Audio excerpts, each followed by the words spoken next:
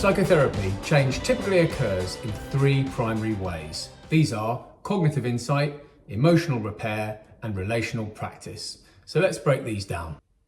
Change through cognitive insight is based on the idea that if I know enough about myself and my patterns, then I can change them. So in therapy, this is about bringing the unconscious into conscious awareness. This can be achieved through psychoeducation, for example, explaining to a client about the fight or flight mechanism in the body to help them manage their anxiety. It can also be done by asking the client thought-provoking questions or by making an interpretation about their process.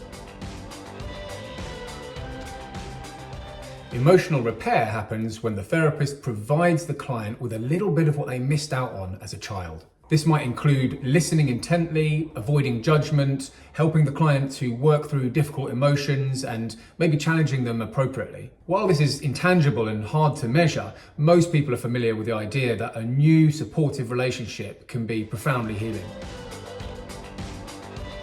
Relational practice is based on the idea that cognitive insight alone isn't enough for deeper change. Instead, we need to have a new lived experience in real time and a moment of presentness with other people. Think about it as like learning to try and play football. You can't do that from just talking about playing football or reading about it in a textbook. You actually have to get up and play football in real time with other people to really learn how to do it. And similarly, to form real intimate relationships with other people, you can't just read about it in the abstract or talk about it in therapy. You need to actually enact something different with your therapist to practice new relational patterns. Clients tend to bring their relational patterns into therapy with them. So for example, if they've got a self-defeating pattern of always looking after other people at the expense of their own needs, they'll bring that with them into therapy. And it's like when they act that out unconsciously with the therapist, it isn't something that gets in the way of the therapy. It's like it is the therapy. It gives the therapist first-hand understanding and experience of that pattern, and then the opportunity to ask the client if they want to try and do something different.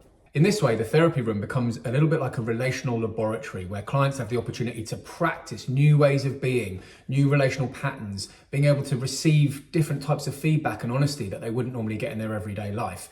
And then the idea is that they can take that and practice it in the outside world as well. So the whole kind of theory is based on the idea that the therapy room acts as this practicing ground, a testing ground that can then be transferable to their life in the outside world. Whether you're about to start therapy or you're already in a therapeutic relationship, try and hold these three mechanisms in mind: cognitive insight, emotional repair, and relational practicing to get the most out of your therapeutic experience.